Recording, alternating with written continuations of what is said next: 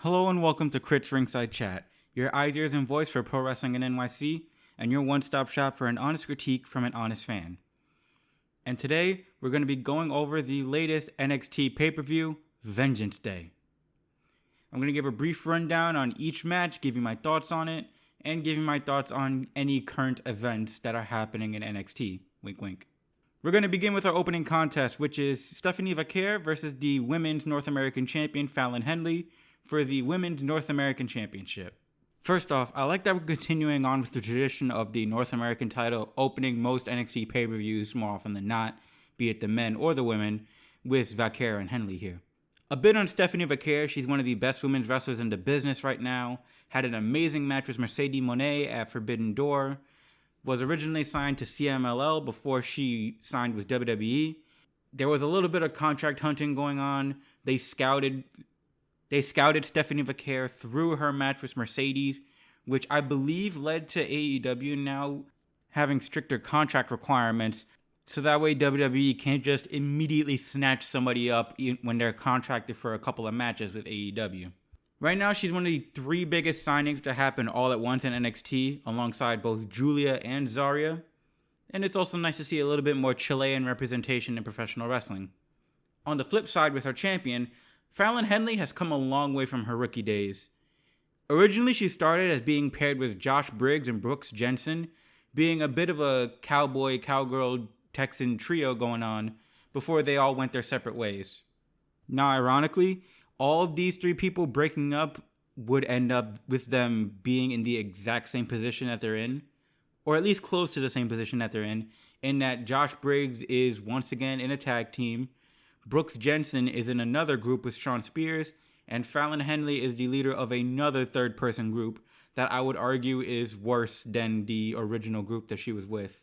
And yet she still ended up being the most successful out of Briggs and Jensen, because while Briggs at least got to go on to an excursion with Noah, Jensen didn't really get to do anything. Meanwhile, Fallon Henley was, at the time, the Women's North American Champion.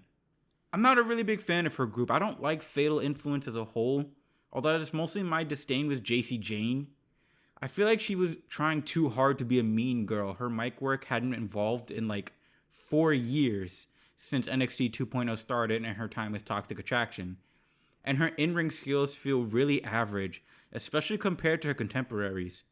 Women like Kalani Jordan, Sol Ruka, Carmen Petrovic, Lash Legend, they all started as rookies before going really, really hard and becoming incredibly talented individuals, while JC Jane has felt mostly the same.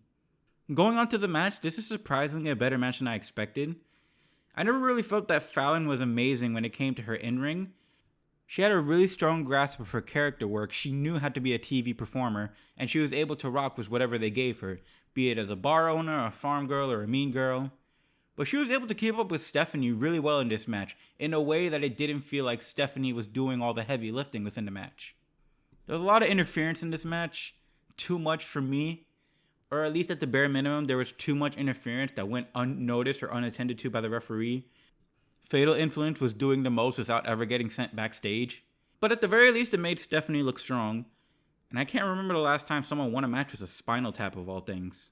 Really great finisher for her. And I am proud of Stephanie to become Women's North American Champion, along with continuing the trend of the North American Champions in general who put a highlight on people of color. Next up, we have the NXT Tag Team Champion match, wherein we have our NXT Tag Team Champions Nathan Frazier and Axiom facing off against Josh Briggs and on excursion from Noah, Japanese wrestler Yoshiki Inamura.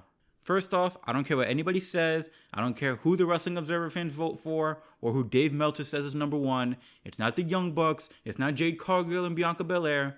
Fraxium is the best fucking tag team in the business right now. They stay carrying the NXT tag division. On top of all that, I feel like Josh Briggs deserves his flowers. His match with Dijak and Oba at Stand and Deliver last year was one of my favorite matches in 2024. I feel like not enough people give him credit as a big man wrestler, but he is a fantastic performer. Now, as for Yoshiki Inamura, I knew next to nothing about him before he showed up on NXT. Personally, I've been introduced to Noah through the NXT and WWE excursions, where they've sent Styles, Nakamura, Tavion, Briggs, and Omos. So I had no idea who Inamura was before he came to NXT. But I've been impressed with the way he works. He has a style that I love, that being just like beating the piss out of people. It's one of my favorite styles of wrestling, so I'm glad he brings that to the division.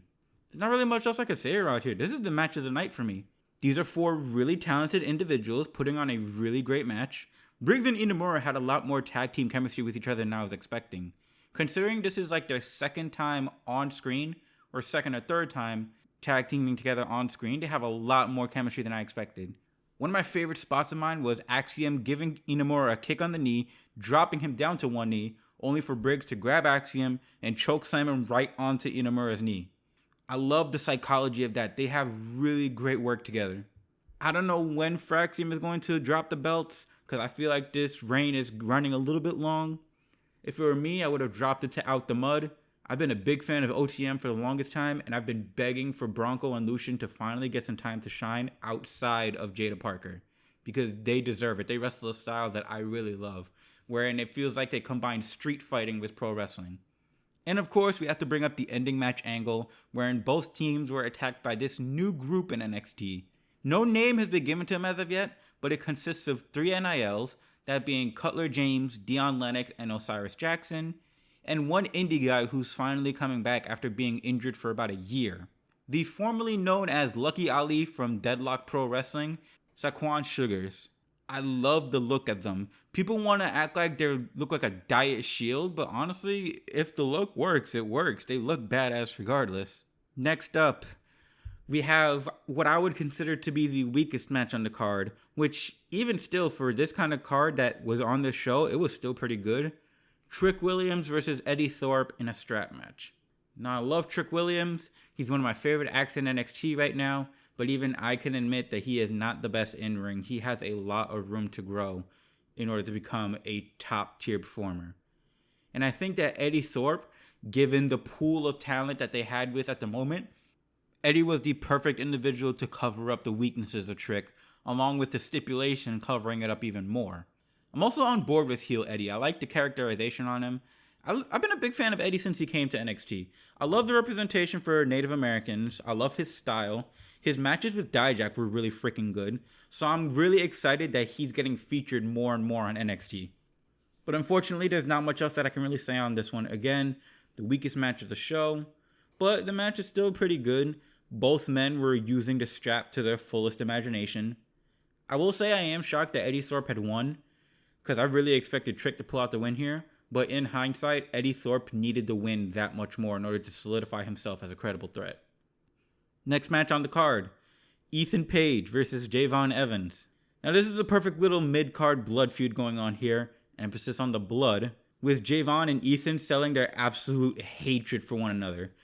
Javon was selling a seriousness and a viciousness in this match that I haven't seen at all from him since he arrived in NXT. I think this mean streak will help him a lot going forward, because while his in-ring style is really great, and he is a surprisingly good promo for being so young, that viciousness on him is going to push him further than before. Now, of course, I say emphasis on blood because this might be the most bloody feud I have seen on NXT in a while. I don't know why, out of all feuds, this is the one that they said, you know what, we're going to give you all the blood capsules that you need. Between the start of the feud being Ethan Page busting up Javon's jaw so much that he's spitting up blood, Javon's causing Ethan to split his lip in the middle of the match, and then the match ending with Ethan once again making Javon spit up blood. Craziness happening here, just craziness. This is not the feud I would have expected it for, but that just made the feud that much better, and it made the match that much better. These two have really great chemistry with each other too. They're two different styles, two very different styles. Ethan being a more grounded individual with a little mix of karate in there, while Javon is, well, in his word, that boy is bouncy. But they work really, really well together. Better than I thought they would. I'm also a big fan of the way Ethan's new finisher is established. This is one of my favorite tropes in wrestling, where a wrestler tries out an old finisher, it doesn't work, and then they move on to using their new finisher in order to get the win, thereby establishing that new move as the new finisher. This new finisher, by the way, being the Hardy Boys' Twist of Fate, which is an homage to the time that Ethan worked together with Matt Hardy in AEW. By the way, it's not called the Twist of Fate, it's called the Twisted Grin, and I love that name for Ethan. That is a fucking great name he came up with for that finisher. Second to last match of the night, we have the NXT Championship match with NXT Champion Oba Femi versus both members of A-Town Down Under, Austin Theory and Grayson Waller. I feel like we have to address a little bit the state of the NXT men's title division right now, because with everybody involved either not being good enough to carry Oba in a match, who is indeed very good, don't get me wrong, Oba is a fantastic wrestler, but he is not at that point yet where he can do the heavy lifting in a match. Or they're off doing something else, i.e. Fraxium are the tag champs, Lexis King is the Heritage Cup champ, Noam Dar is hurt. I'm not really sure why they're not using Charlie Dempsey, but you get the idea. That being said, Austin Theory and Grayson Waller are perfect coverage for Oba's weaknesses. For one, it's a triple threat match, so that way you can have Austin and Grayson work on each other to let Oba rest up so he can get his spots in. These are two incredibly talented individuals in their own right who can do great work in the ring, have great chemistry with each other, and are talented enough to make Oba look good as a champ. On top of that, you're able to play into the story of A-Town Down Under breaking up. By the way, A-Town Down Under breaking up is a story that I feel like it's taken too fucking long. This is the problem with Hunter, and I feel like a few other members of the wrestling business, but like I want to focus on Hunter in particular because this is WWE. Long-term booking does not mean a long time for results. It means that you build and build and build upon the story while giving clear story beats so that way you can keep the audience invested, rather than just repeating the same things over and over and over again until you eventually go to the foregone conclusion way off in the distance. He did it with Cody and Roman. He did it with Otis and Chad. He's doing it with Bianca, Naomi, and Jade. And he's doing it with A-Town Down Under. So I feel like we're at the point where it's going to feel less like a pop for a face Theory or a face Grayson. More of a, it's about fucking time. Of course, we end off the night with Oba Femi winning. We get Austin Theory reminding everybody that he does no ball when it comes to in-ring wrestling. And then we end things off with that same group from earlier that attacked the tag champs and challengers pull up to attack Oba. But this time, rather than just like stomping people into the mud, this confrontation is a lot more produced and a lot more choreographed, in that we have the lights going off and then going back on. We have the spotlight on everybody who are standing in the crowd before the lights go out. They jump Oba, and then they hit him with a quadruple power bomb. I am very excited to see where these four go going forward.